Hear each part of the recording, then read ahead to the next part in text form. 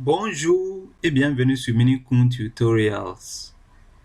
Dans notre tuto d'aujourd'hui, on va aborder la deuxième partie de notre tutoriel précédent sur les chaînes de caractères appelées aussi les strings, les vecteurs et les data frames.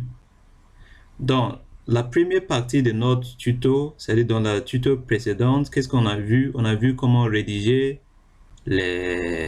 ou bien écrire les chaînes de caractères. On a vu comment on peut regrouper les chaînes de caractères en vecteurs et comment on peut regrouper des vecteurs, c'est-à-dire contenant des chaînes de caractères ou même des vecteurs numériques pour obtenir un data frame ou si vous voulez un jeu de données. Et je vous ai promis que dans cette deuxième partie, si vous ne savez pas comment faire ce que je viens de dire, ce n'est pas grave. Vous pouvez regarder au-dessus dans la boîte de description de cette vidéo et vous allez voir l'explication de cette première partie.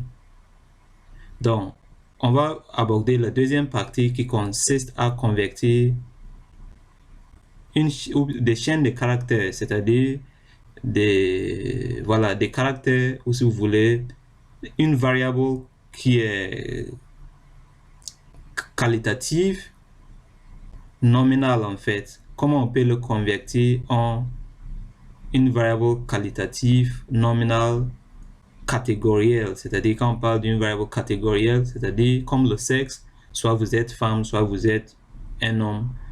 Comme le statut de mariage, soit vous êtes marié, soit vous n'êtes pas marié, soit vous êtes divorcé. Donc, ce sont des choses catégorielles. Donc, c'est quand on parle des facteurs, alors que quand c'est caractère simple, ça veut dire, voilà, il n'y a pas de spécification. Et on peut avoir aussi une variable numérique, ça veut dire, voilà, quantitatif, c'est ce que ça veut dire, ou vice-versa. Donc, dans notre jeu, comment on appelle, on va dans notre jeu de données, ou si vous voulez, à partir des jeux de données qu'on avait construit tout à l'heure, je vais afficher notre jeu de données. Après même, on va importer un jeu de données, sachant que quand on parle d'un data frame, tout simplement, un data frame, c'est la même chose. On vient de voir comment on peut créer un data frame, chose qu'on vient de faire ici, mais sachant qu'on peut aussi faire ce qu'on appelle, on peut aussi importer un jeu de données. Lorsqu'on importe un jeu de données avec read.csv ou read.table, ça aussi c'est un data frame en fait. J'espère que vous comprenez ce que je vais dire. Par exemple, ça c'est un data frame, ça qu'on a créé tout à l'heure dans notre vidéo précédente. Donc, notre data frame est composé de 3 variables. La première variable ou vecteur est composé de noms d'étudiants. Le deuxième, c'est les notes. Le troisième, c'est valide ou pas. Et on a combiné ça en un jeu de données qu'on a appelé données. Donc, si j'ai dit afficher nous les données print, entre parenthèses données, et j'exécute cela, il va nous afficher nos jeux de données.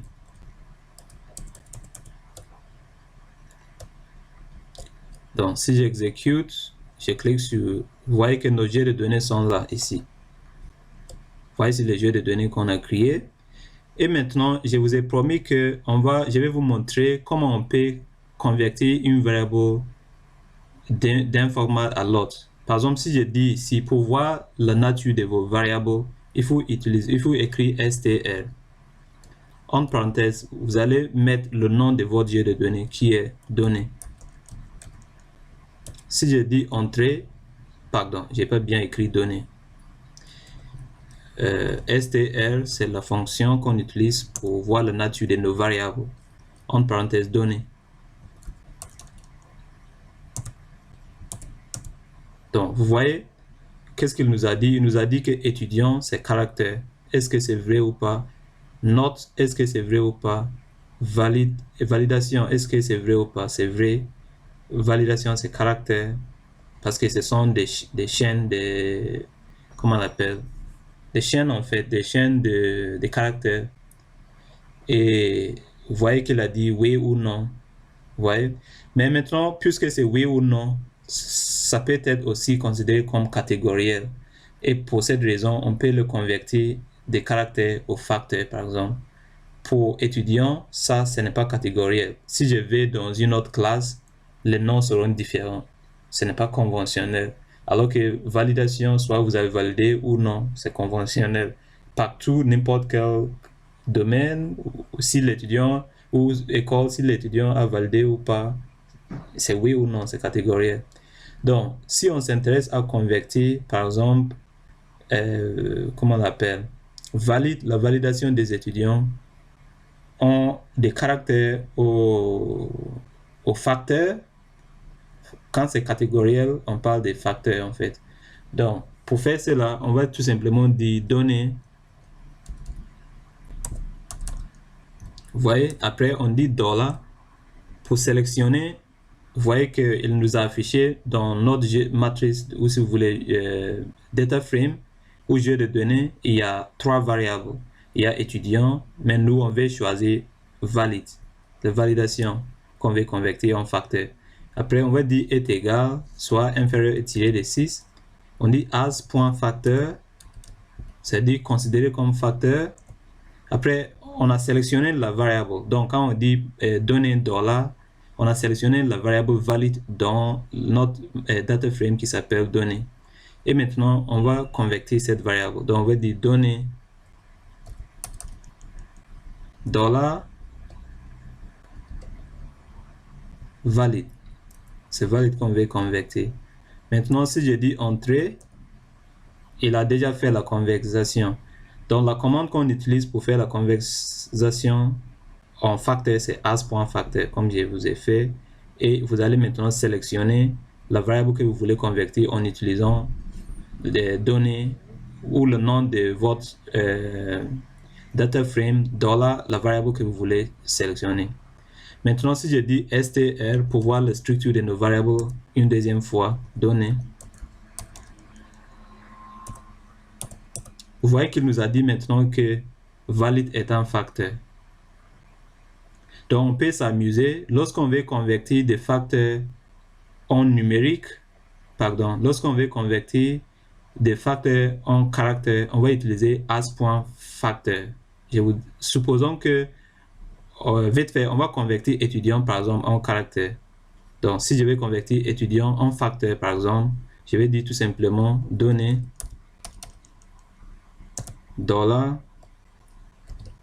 $étudiant. Pourquoi c'est là? Pourquoi on s'amuse à faire ça? C'est parce que parfois, lorsqu'on importe les données, on va voir par la suite, on va importer des données en utilisant read.csv ou read.tal. Parfois, on importe des données et le format change sans le savoir. Vous avez importé des données, une variable qui devait être numérique, elle est considérée comme caractère. Et il faut savoir convertir. Voilà, donc vous allez utiliser str pour voir la nature de vos variables et tout ce que vous voulez convertir, vous pouvez maintenant convertir. Donc si je vais convertir étudiant en facteur, comme tout à l'heure, vous allez dire tout simplement as.factor.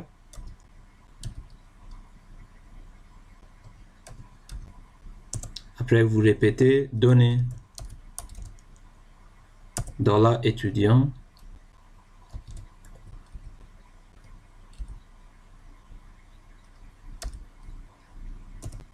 Et si je fais entrer, vous voyez, si je fais entrer, ça c'est fait. Maintenant, si je dis str pour voir encore la nature de nos variables après la conversion, si je dis étudiant,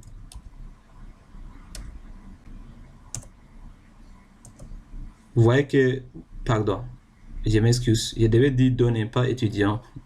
Ce que j'ai fait, c'est pas juste. Donc, je devais dire str, comme tout à l'heure, str, entre parenthèses, données. Données, c'est notre jeu de données. On va voir le jeu de données. Vous voyez qu'il nous a affiché que maintenant, étudiant est aussi considéré comme facteur. Alors que tout à l'heure, lorsqu'on a importé, étudiant était caractère. Mais en réalité, étudiant, c'est un caractère, ce n'est pas facteur. C'est pas catégoriel. Donc, si on veut reconvertir étudiant en quoi? En caractère, vous allez utiliser cette fois as.caractère. Donc, vous allez dire donner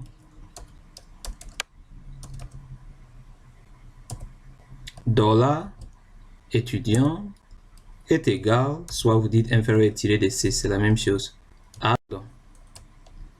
Donc, vous allez dire as.factor, excusez-moi, voilà. Vous dites as.caractère, parce que maintenant, on veut convertir en caractère. C'est étudiant et en facteur, on veut le convertir en caractère. Donc, on va dire as.caractère, on répète la même chose, données, $ étudiant, vous voyez, et on fait entrée, et la conversion est faite, pardon. Maintenant, si je dis str pour voir la structure des données, entre parenthèses données, vous voyez qu'il a reconverti étudiant en caractère. Donc, on peut s'amuser de faire comme ça, mais on ne s'amuse pas quand même. C'est lorsque on a un problème, donc lorsque vous avez importé vos données, ou bien vous avez créé votre jeu de données, vous pouvez utiliser str pour voir votre data frame. Et si vous avez importé les données, c'est la même chose. On va importer un jeu de données tout de suite pour voir comment ça marche. Donc, supposons qu'on veut, parfois, on peut avoir des variables qualitatives ordinales, comme par exemple des scores de performance des athlètes. Vous pouvez voir, par exemple, quand on lui donne 12, ce n'est pas, même si c'est numérique, mais ça ne veut pas dire que c'est quantitatif. On l'appelle qualitatif ordinal, par exemple. Soit on dit entre 12 et 13, 13 et 15, ça c'est ordinal. Comme on peut donner des scores bruts, alors que, par exemple, 13, alors que c'est un score. Dans ces cas, on peut le convertir en caractère lorsqu'on veut faire certaines analyses. Donc, supposons qu'on veut convertir les notes en caractères. Comment on va faire? C'est très simple. Vous allez dire note, vous allez dire données, comme toujours, données, $ pour sélectionner la variable en question. Note est égal as.caractère. Et vous allez dire, répéter la même chose, données, $ note. Et vous faites entrer. La conversation est faite. Si vous dites str, entre parenthèses, vous dites str, entre parenthèses, données. Vous voyez que c'est fait. Maintenant, il a considéré note comme caractère. Supposons qu'on veut calculer la moyenne pour une variable. Maintenant, il a considéré ça. Vous voyez que tout à l'heure, quand c'était numérique, il n'avait pas mis les guillemets. Maintenant, il a mis les guillemets pour signifier que maintenant, ce sont des chaînes de caractères, même si c'est numérique. Dans ces cas, si on veut calculer la moyenne, ça ne va pas marcher.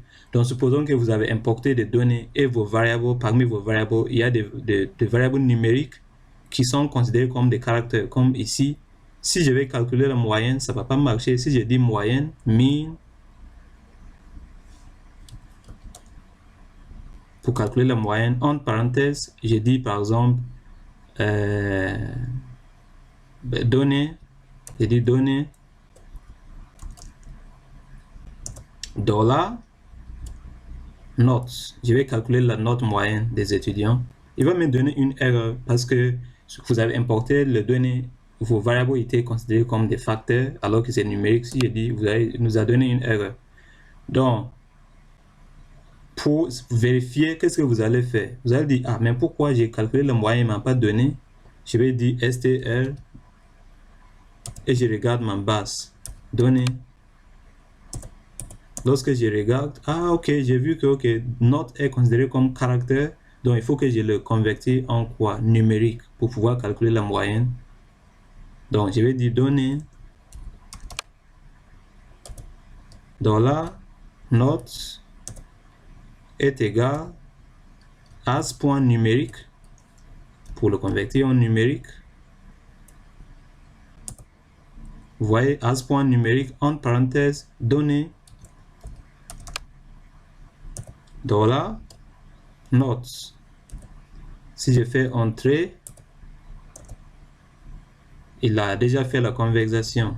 Maintenant, si je vais calculer si je dis str encore pour voir s'il a fait ou pas, données.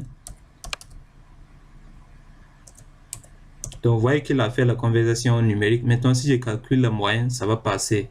Donc, je vais dire min, en parenthèse, données, $, notes, et il nous a donné la note moyenne d'être 12.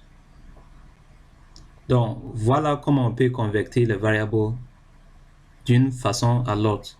Maintenant, on va voir vite fait, on va importer un jeu de données parce que ce qu'on vient de voir, c'est quoi? C'était tout simplement comment on l'appelle? Un data frame, c'est-à-dire un jeu de données qu'on a créé nous-mêmes dans R, mais je sais que on sait tout comment importer les données. Si ça vous intéresse, on peut le faire vite fait. On a un jeu de données ici sous format Excel.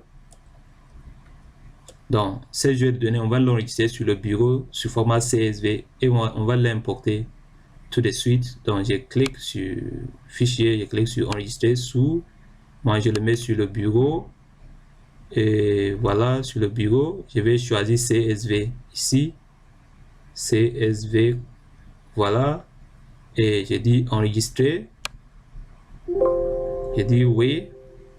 Et ça, c'est bon. Maintenant, je peux importer parce que R ne nous permet pas d'importer directement un fichier Excel. Donc, si on regarde sur le bureau, on a notre fichier CSV qui est là, ici. Donc, pour l'importer, qu'est-ce qu'on doit faire? Pour l'importer, il suffit juste de cliquer à droite sur le fichier CSV. Vous cliquez sur Propriétés, vous cliquez sur Sécurité et vous allez copier l'extension complète de votre fichier.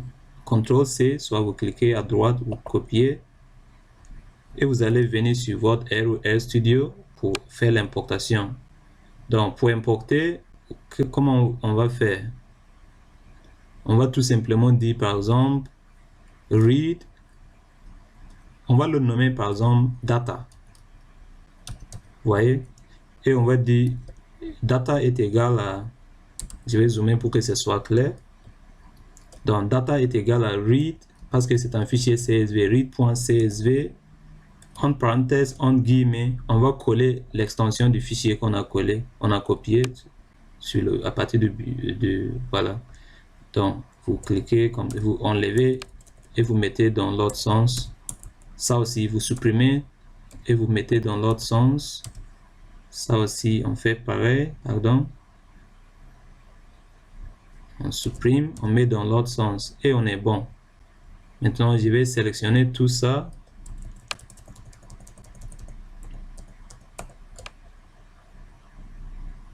Donc, on a bien sélectionné, vous voyez bien, et on va exécuter. Donc, clique sur exécuter ou run si vous utilisez RStudio, c'est pareil. Donc, j'exécute. Et maintenant, si pour afficher les données, je peux dire print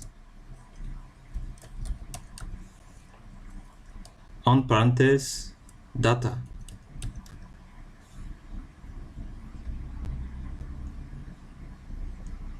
Et il nous a affiché nos données qui sont là ici, vous voyez. Il a bien importé les données. On a tout qui sont là ici. Donc, c'est bien importé. Et comme tout à l'heure, on peut faire notre jeu encore. On peut jouer, on peut s'amuser encore. Donc, supposons que vous voulez convertir, par exemple, pour voir la nature de vos variables qui sont là. On a nom de l'étudiant, mathématiques, physique et blablabla. Bla bla. Si on veut voir ça, comment on appelle, la nature des variables, comme tout à l'heure, vous allez tout simplement dire, moi j'écris directement dans le console, mais sachant que vous pouvez écrire là-bas dans le script, c'est la même chose. On peut écrire dans le script ici. Donc si je vais voir la nature des variables, je vais dire str par exemple. Je vais dire str. Vous voyez, en parenthèse, data, pardon. Vous écrivez data qui est le nom de notre jeu de données. Et si j'exécute ça, vous sélectionnez et vous allez cliquer sur Run. Vous voyez, il va nous donner tous les variables qui sont là ici. Il a dit que nom de l'étudiant, c'est caractère, ça c'est vrai. Maths, ce sont les notes, donc c'est numérique, toutes les notes. Après, validation, c'est caractère aussi, donc c'est bon. Et on peut s'amuser de faire comme si on veut par exemple convertir, je sais pas quoi, pardon. Si on veut convertir, par exemple, comme tout à l'heure, c'est pareil. Si on veut convertir, je sais pas, d'abord on va calculer, par exemple, la note moyenne pour physique. Pour calculer la note moyenne pour physique, on dit mean, pour moyenne, mean, entre parenthèses, on dit data, dollar, je sais pas quoi, dollar, physique. Si je fais entrer, il nous a dit que la note moyenne pour physique c'est 9,5. Et c'est très bien. Maintenant, supposons qu'on veut convertir. On sait que validation, normalement, c'est catégoriel, ce n'est pas caractère. Donc, si on veut convertir validation en facteur, on va faire comme tout à l'heure. On va dire base, non, j'ai dit base, data, qui est le nom de notre data frame qu'on a importé, jeu de données. Donc, data, dollar, on veut convertir la validation. Dollar valide est égal à as, considéré comme facteur, as.facteur, pardon, facteur f à facteur, voilà. Et on va tout simplement mettre data encore, dollar, valide. Et on est bon. Maintenant, si on dit str, pardon, str, entre parenthèses, data, vous voyez que maintenant, valide est considéré comme facteur. Alors que tout à l'heure, c'était considéré, lorsqu'on a importé, c'était considéré comme caractère. Donc, voilà comment on peut convertir les variables dans un data frame qu'on a créé dans notre R ou bien un jeu de données qu'on a importé. Et si parfois, chaque fois que vous importez des données dans R, je vous supplie de faire ces gestes-là. Rappelez-vous toujours de faire str, entre parenthèses, le nom de votre jeu de données. Si je dis data, je fais entrer, il va me donner la nature des variables. Sinon, parfois, vous allez trouver des difficultés pour faire certains calculs, mais c'est tout simplement parce que les variables ont été changées, en fait. Lorsque vous les avez importées, elle n'a pas bien reconnu le type de variables, en fait. Mais sachant que tout ce qui concerne facteur et caractère, vous n'êtes pas obligé. Vous pouvez manipuler une variable qualitative sous format d'un caractère ou facteur. Ça, il n'y a pas de problème. Mais le souci, c'est lorsque c'est numérique et il est reconnu comme caractère ou vice-versa. Donc, je vous ai donné as.numérique pour convertir en numérique, as.facteur pour convertir en facteur, as.caractère pour convertir en caractère. Sachant que caractère et facteur, c'est la même chose. C'est pour une variable qualitative. Mais numérique, c'est pour une variable quantitative. Merci pour votre attention et veuillez aimer la vidéo. Si vous aimez la vidéo, veuillez vous abonner sur YouTube pour ne pas rater le prochain tuto. Le prochain tuto va concerner comment on peut utiliser le quote, l'argument quote ainsi que l'argument strings as factor lorsqu'on veut importer nos jeux de données. Donc, veuillez vous abonner pour ne pas rater les tutos précédents. Au revoir.